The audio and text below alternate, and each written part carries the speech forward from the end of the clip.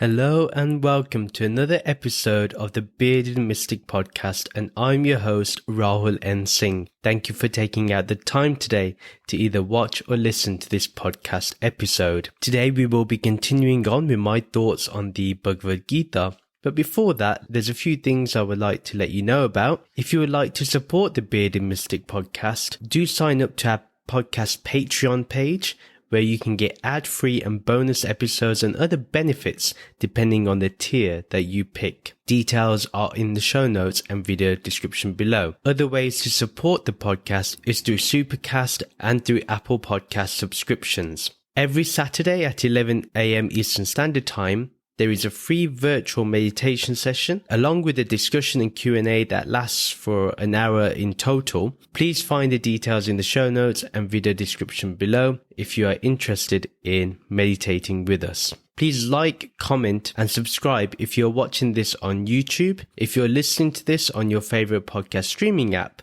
please do rate and review the podcast and do follow or subscribe to get future episodes. Let's do a recap of the last episode. In the last episode, we finished the 6th chapter and we specifically looked at verses 40 to 47. Shri Krishna begins his answers to Arjun's questions and says that any action that benefits one and all will never be degraded in this life or the next. Shri Krishna says even if you don't complete your yoga in your current life, you will go to Svargaloka and eventually pass your time there with much delight. However, you will come back to earth and take birth in a family that would be beneficial for your spiritual growth. Shri Krishna gives hope, yet a warning too, that one will be born in a family of spiritual practitioners, so that's a good thing. But it's also both rare and very difficult to be born in a house that is conducive to spiritual freedom, to Jivan Mukti. Shri Krishna also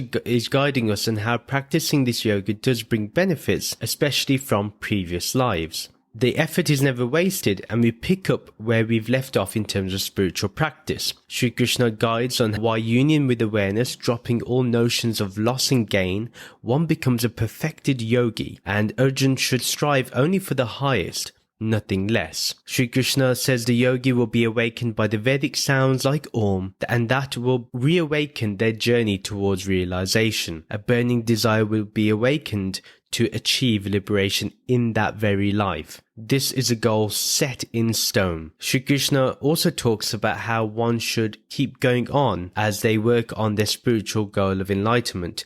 Their mind will be controlled and material tendencies will be removed whilst they attain liberation. This is not an overnight success, but one over many lifetimes, and Shri Krishna guides us that to have this ecstatic and loving devotion towards Nirgun Brahman, towards the true self, and to connect our awareness deeply within our own self and remain in this loving relationship forever. Today we will begin the 7th chapter and we will be looking at verses 1 to verse 7. Verse 1, Sri Bhagavan said, O Arjun, now hear what occurs when the thinking, feeling, willing and memory faculties of manas are completely focused upon me, and the yogi is fully absorbed in the practice of yoga, taking shelter only in me, with no doubts remaining regarding my existence. We're going to look at the whole verse together. First of all, Shri Krishna starts off with the goal. What is the expectation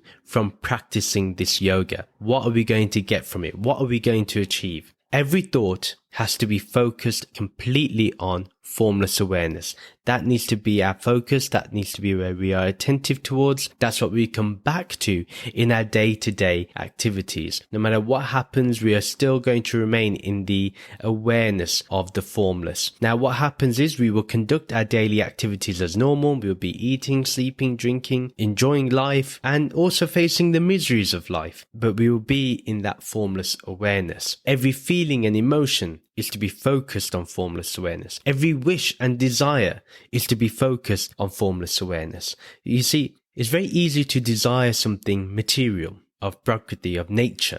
we fall into that nature of desiring things because we think this object of desire is going to bring us happiness. But really, formless awareness is where happiness is, because where there is stillness, there is happiness. Once we find that inner stillness, that stillness within our practice, the stillness within the mind, then we feel happy. Then we get back to that base level of happiness, that foundational level of happiness. Again, every memory of the teachings is to be focused on formless awareness. Memory in terms of memories of our past, we are to focus it back onto formless awareness. And even when we are remembering the teachings, are we looking at the teachings in the sense of the knowledge that we've received from Sri Krishna of the real and the unreal? Or are we actually looking at the wisdom or the knowledge of the scriptures? Are we looking at it through our culture? If we're looking at something through our culture, then it's going to be very impermanent, very transient. But that teaching, which is related to that formless, related to the knowledge that we have of the real, which is changeless, which is formless, imageless, which is the base of all of our existence, which is this formless awareness. When we go back to that, then that knowledge becomes a scripture, that knowledge becomes a reality. And that's what we need to keep doing. So by doing this, every bit of the mind is fully absorbed and integrated into the practice of yoga. Everything is a practice of yoga. Think about it. While doing this recording right now, I'm in the practice of the yoga because there's no expectations. Things will perform as they are, and it carries on. I do not think about the number of downloads. It makes me happy. It makes me sad when it doesn't do so well. But I move on and go back to formless awareness because that is where stability is. If I let the mind go wild, then yes, my emotions will be fluctuated according to the downloads or to the views on YouTube. But if I just perform this without thinking about the results, by just sharing this wisdom openly, and for those that really want this depth, then that is all that's needed. Every bit of the mind can be absorbed and integrated into this practice of yoga, even when it comes to every activity of life, whether that's eating, drinking, sleeping, dreaming, watching TV, whether that's listening to a podcast, being on your phone, being on TikTok, on Instagram, any activity, even if it's sex, all activities can be done as a practice of yoga. It's really dependent on how much we remain in formless awareness and how much we are away from formless awareness. Remember, if you're chasing pleasure, then you're not in formless awareness. If you're in formless awareness, where is the notion of pain and pleasure? Yeah, that's the difference. Take the shelter of formless awareness. There is nothing else. That is the only thing present. Remember, omnipresent. Nobody else to take shelter in, because the Guru would tell you to go to the formless awareness. Because the Guru's form will go, but this formless will never go.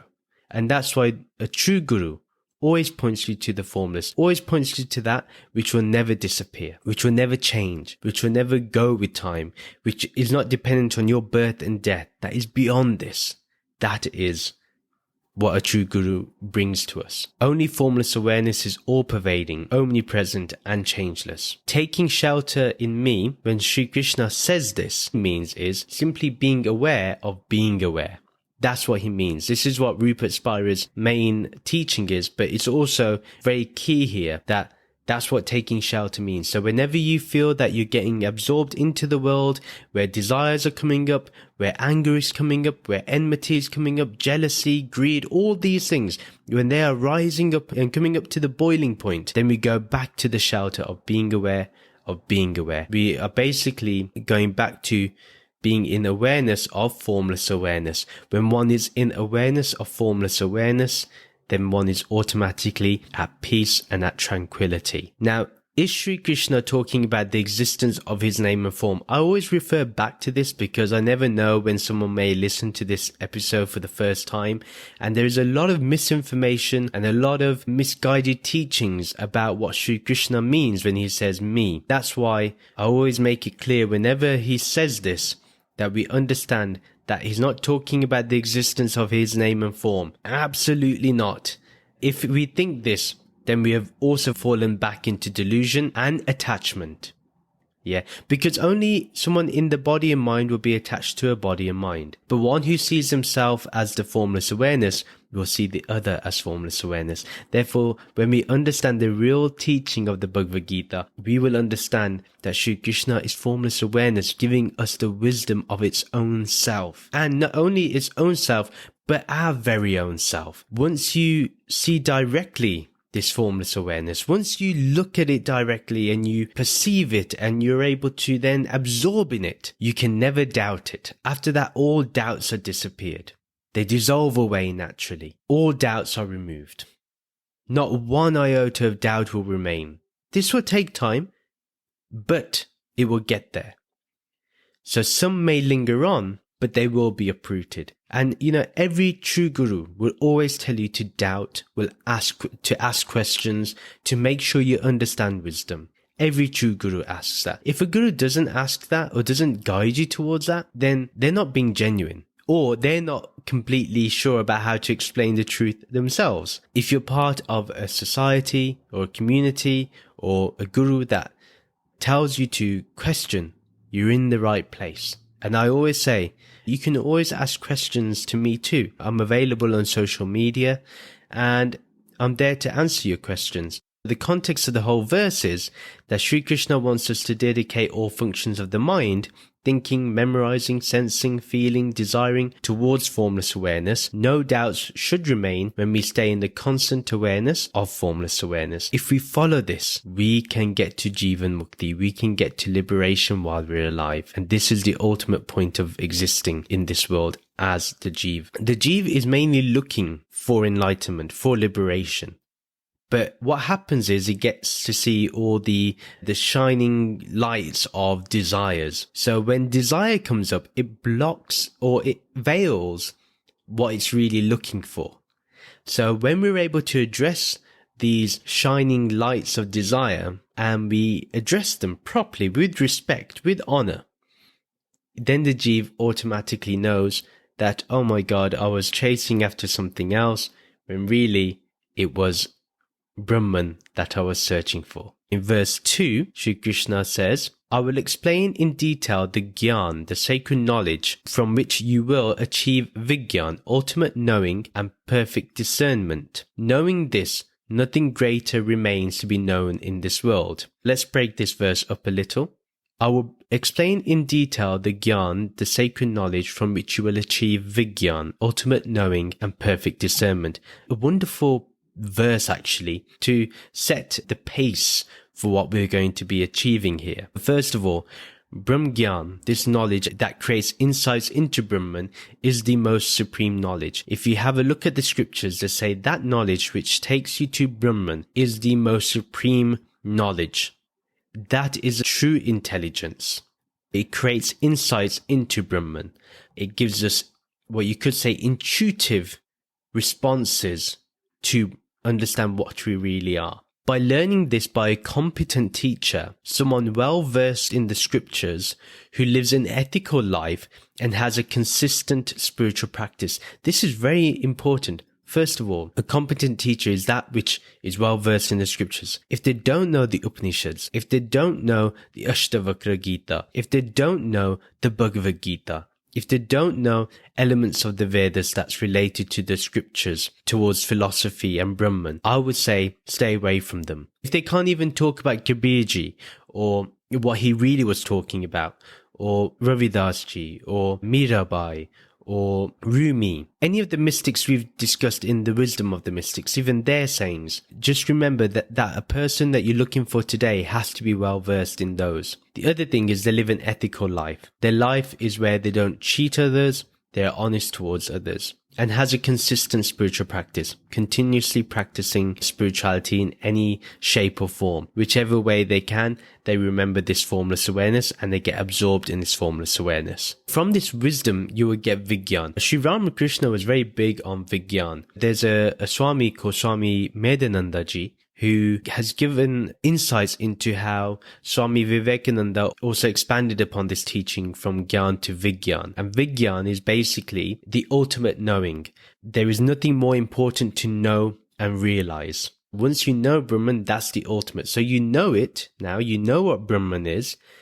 Then Vigyan is This Gyan provides a perfect recipe for discernment. One is firm in conviction on what is real and unreal. Basically, what happens here to turn Gyan to Vigyan is when we discern between what is formless and what is form. Whatever has an iota of form, whether that's subtle, the subtlest of the subtle, or whether that's completely physical and gross, that is form. Therefore, it's unreal. Even air has a form. It's a subtle form, yeah? If there's a breeze, you feel air. Even space, you can occupy space. Even space is a form. A subtle form is what it is. But this formless, this awareness actually has no form. This awareness doesn't have a time, place, or location. This awareness doesn't have a boundary of any sense or any way. It's not contained in any way. Vigyan takes us to that. So what happens is you know the knowledge, but now Vigyan is you completely embody the knowledge. You're completely convinced of it and you keep going back to it. When you're getting too attached to the world, then you go to Vigyan. You go to remember what is real and unreal, what is formless and what is form. That's what we do. Shri Krishna is going to help us because he's going to provide in great detail, as he says. So we must pay attention. Then the second part of this verse is, knowing this, nothing greater remains to be known in this world. A very clear line there. What else can be known after you realize your true self? Because that's the whole purpose of spirituality. That's the whole purpose of your life. That's the whole purpose of why the Jeev that you are right now is watching this YouTube channel or listening to this podcast. Because it's in search for that knowledge which will take him to the Supreme. Otherwise, not everyone can listen to this. Not everyone is ready for this type of knowledge. Everyone is ready for some sort of spiritual practice. Give them a ritual and they'll take it up. But give them wisdom and they don't know what to do with it. But it's wisdom that will take them out of the predicament that they're in. You can have all the knowledge of the world. Know every topic in the world. You can be a human encyclopedia, or as today would be a human Google. But it's pale in comparison to this knowledge of the self. To anyone that is a Jivan Mukta or a knower of Brahman, the knower of formless awareness, Google and an encyclopedia is pale in comparison. Absolutely pale. Establish yourself in this Brahm Gyan, in knowing this Brahm Gyan, this knowledge that leads us to insights into formless awareness. The context of the whole verse is, there is nothing higher than knowing the ultimate knowledge of Brahman.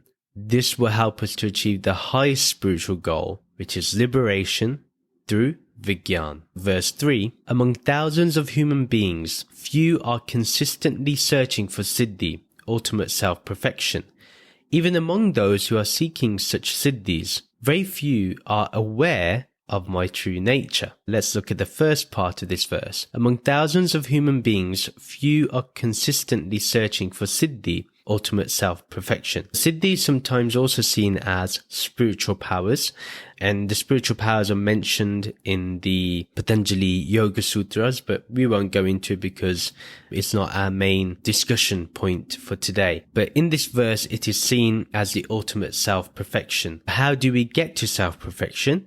It's through Gyan, and only a few are true seekers of Brahm Gyan. So in this sense, Sri Krishna is saying a Siddhi is someone who has the ultimate self-perfection, basically a Jivan Mukta. So someone can know, someone can look to perfect themselves, so someone can look to moderate their eating habits, moderate their sleeping habits. They may be able to moderate their thoughts, control their emotions. They may be very good practitioners, but are they really aware of formless awareness? And that's why in the second part of the verse, Sri Krishna says, even among those who are seeking such siddhis, very few are aware of my true nature. Out of those few seekers anyway, even fewer actually realize the self. Remember, he says among thousands of human beings. So think about it. Today there's billions of people, and thousands are consistently searching for Siddhi, ultimate self-perfection. They're all looking for it. They're all searching here and there for it. Everyone is looking for it. In fact, it's the biggest business today. You look at a Tony Robbins, you look at a Sadhguru, you look at any of these people who sell be your best self type of thing, there's thousands of them.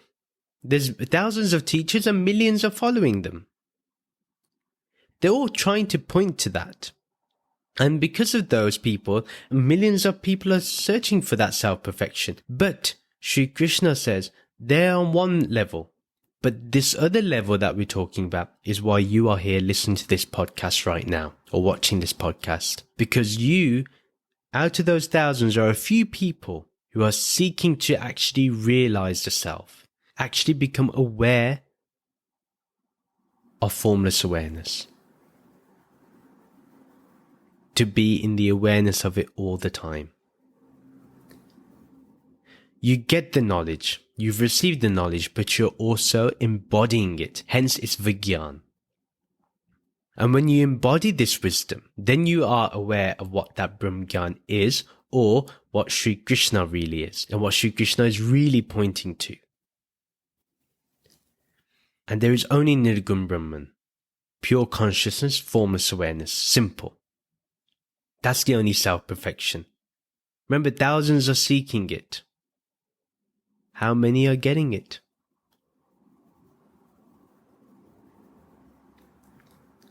Again, Sri Krishna is pointing to being aware of being formless awareness, and only a few will ever get to full realization and attain liberation. Only a few. And it is very, very rare. And you know, this line of people being very rare and very few is something consistent amongst most spiritual traditions. Very few really want this. Very few really desire it. Very few will give everything for it. And what I would say, if you're listening to this, don't give up. Don't give up. Keep asking, keep inquiring until you get there, but never give up. I can guarantee you that if you remain consistent in your practice, if you remain convinced that you will get there, you will get there. Because the teachings of the Bhagavad Gita is for us to practice, for us to embody. Let's continue on with our practice, never give up. That's something we can promise ourselves, even today, even in this moment. The context of the whole verse is that Sri Krishna talks about how only a few ever really seek the knowledge of self-perfection, which is Brahman, this Jnana Brahman. And out of those few, even fewer actually realize that they are Brahman and attain liberation through Vigyan. So remember, a lot of people are looking for self-perfection, self-improvement, and all this type of stuff. Good. There's nothing wrong with it. If people feel happiness through it, that's good. But remember, they really want self-perfection, but they're going the other direction. We are bringing people back into direction, saying what you're really looking for is to be aware of what you really are. Verse 4, my Prakriti is composed of 8 energies. The first 5 are the tangible energies, earth, water, fire, air and space. The 3 intangible energies are manas, which consists of thinking, feeling, willing or desiring, and memory faculties, buddhi, the analytical faculty that discerns one thing from another, and ahamkara, the faculty that misidentifies the consciousness of the Atma with the minute particles of matter. This is genius stuff. First of all, let's look at the first part of the verse. My Prakriti is composed of 8 energies. The first 5 are the tangible energies, earth, water, fire, air, and space. Obviously, there's more energies out there or elements out there, but Sri Krishna really is trying to keep this as simple as possible. And imagine if he said every element out there, this book could be more than 700 verses. Sri Krishna explains what nature is, what Prakriti is, and what the universe is made from. He gives the first 5 elements, the 5 tattvas, which are earth, water, fire, air, and space, and we can experience each of those. The earth is our body and what we walk on. Water is within our body, in our bloodstream, and is in the ocean, rivers. Fire is within our body, burning fat during exercise and burning food during digestion. We can see fire when we look at the sun and also when we cook food. Air is what helps the brain function through oxygen, and we see air when we see leaves or branches moving during strong winds, and space is within our body so that everything can function. Likewise, we look around and see that space is everywhere, and we know its existence because we move items from here to there. So, relatively simple. Then the next part of the verse is, the three intangible energies are manas, which consists of the thinking, feeling, willing and memory faculties, buddhi, the analytical faculty that discerns one thing from another, and ahamkara, the faculty that misidentifies the consciousness of the Atma with the minute particles of matter. These intangible energies are all internal. We have the manas. This helps us think, feel, desire and have memory. That's the basic function of the mind.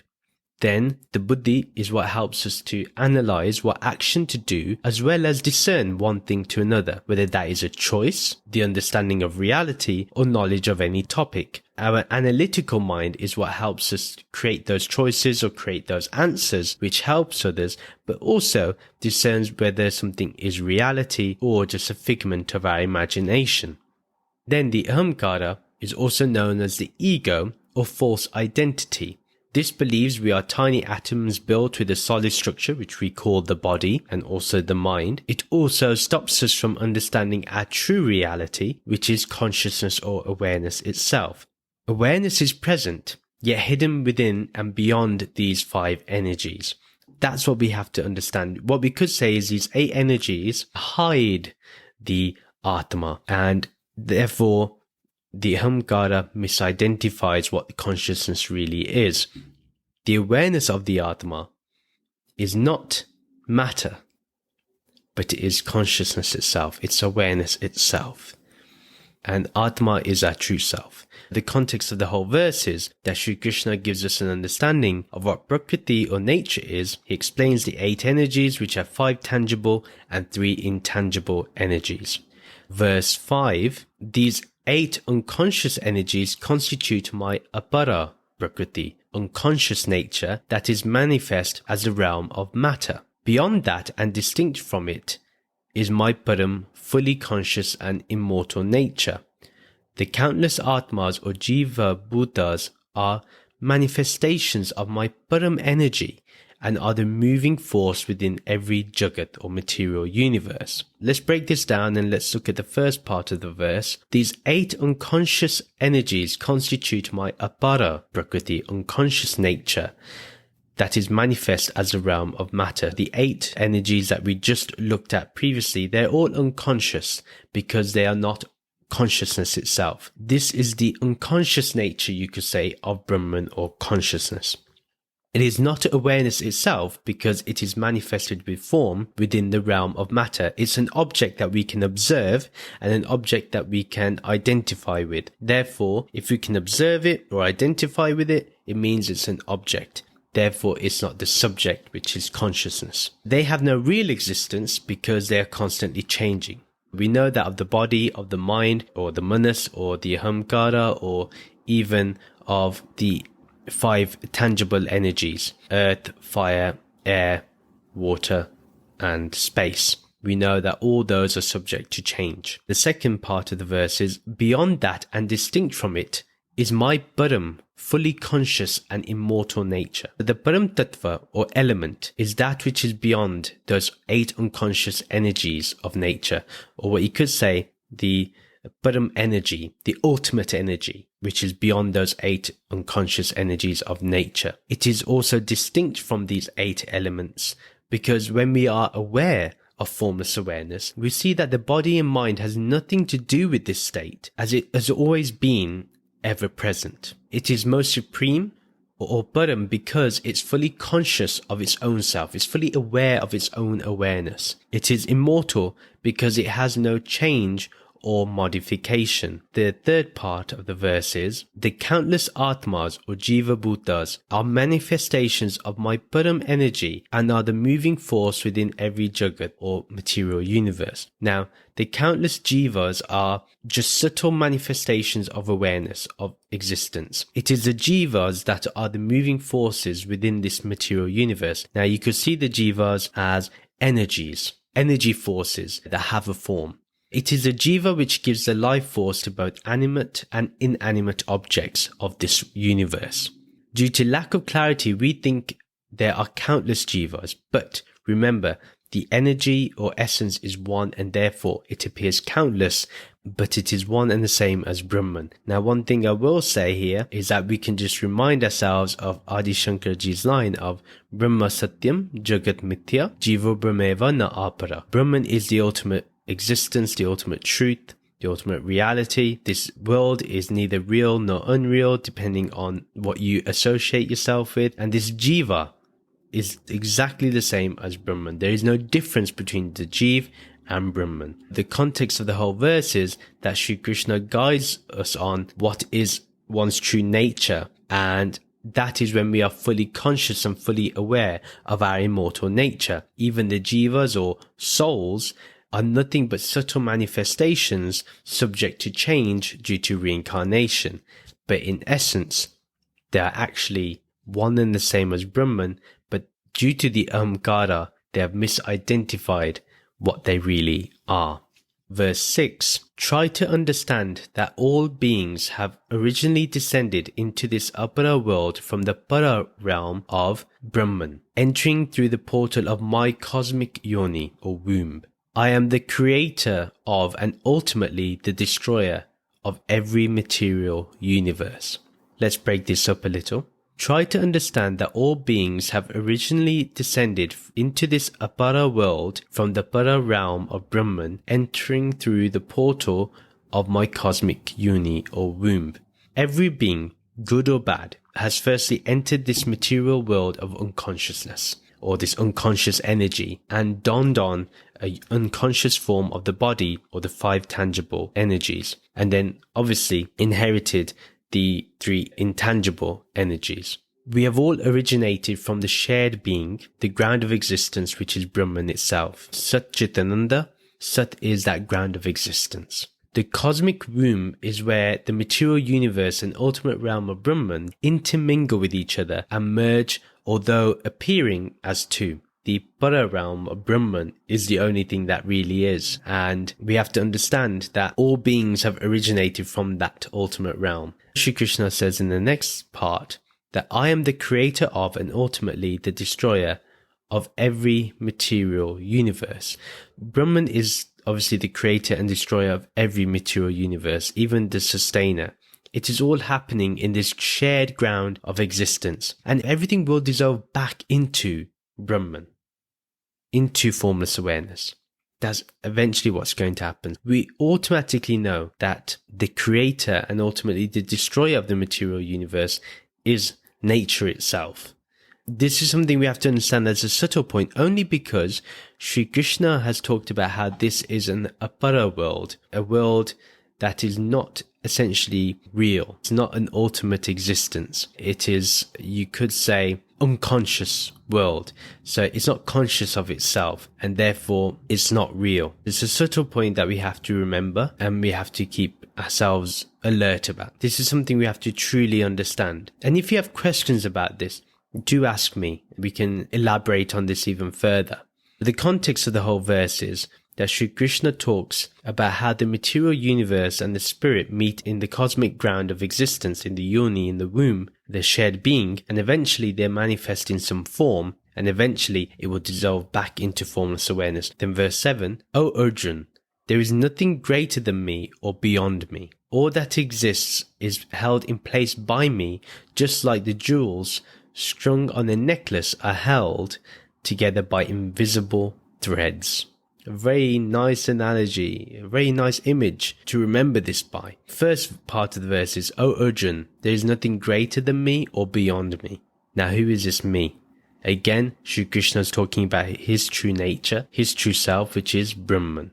There is nothing greater than Brahman. Brahman is the ultimate. Nothing can ever be beyond Brahman, because Brahman simply is. And Arjun must understand this. Remember, that which is real never changes. Hence, there is nothing greater than that, and there is nothing beyond that.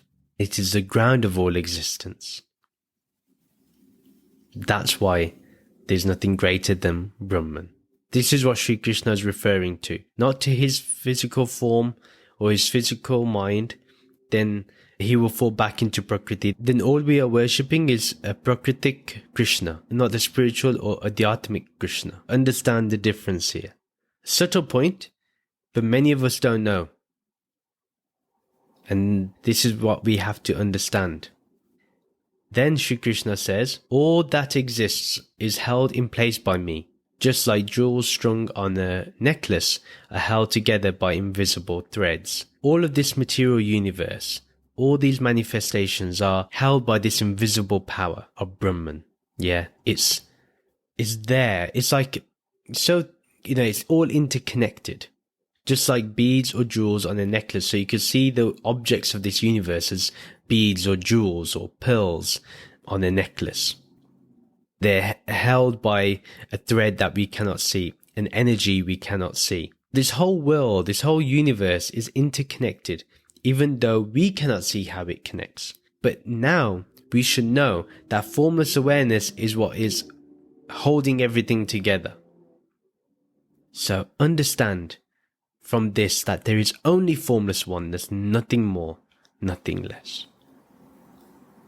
The context of this whole verse is that Shri Krishna declares to Arjuna that there is nothing beyond formless awareness or beyond oneness, and that all of this is interconnected in one united oneness, and it can never break, because this thread is not just invisible, it is also unbreakable. When you see everything with that oneness, then naturally there is love, there is harmony, compassion, peace, and bliss. And that's what we're all looking for in life. And if you are that few that are searching for this, if you are the few that are searching for that real wisdom, that complete, ultimate self-perfection, this is your way to understand it. That is the end of the episode. Please do share this podcast with your friends and family who may enjoy this content. Follow me on social media to keep getting updates, or you can ask me questions on social media. Join the Bearded Mystic Podcast WhatsApp community group to continue the podcast discussion. Details are in the show notes and video description below. If you would like to support the Bearded Mystic Podcast, because we do need your donations to help us run the podcast, check out the podcast Patreon page. Details are in the show notes and video description below. Please rate and review the podcast on our website, www.thebeardedmysticpodcast.com. Please do like and comment on this video and subscribe to this YouTube channel. And please follow or subscribe to this podcast on your favorite podcast streaming app. Thank you very much for listening. Let's end this with the Soham and Shanti Mantra. Soham, Soham. I am that, I am that. Om Shanti, Shanti, Shanti. Om Peace, Peace, Peace. Namaste.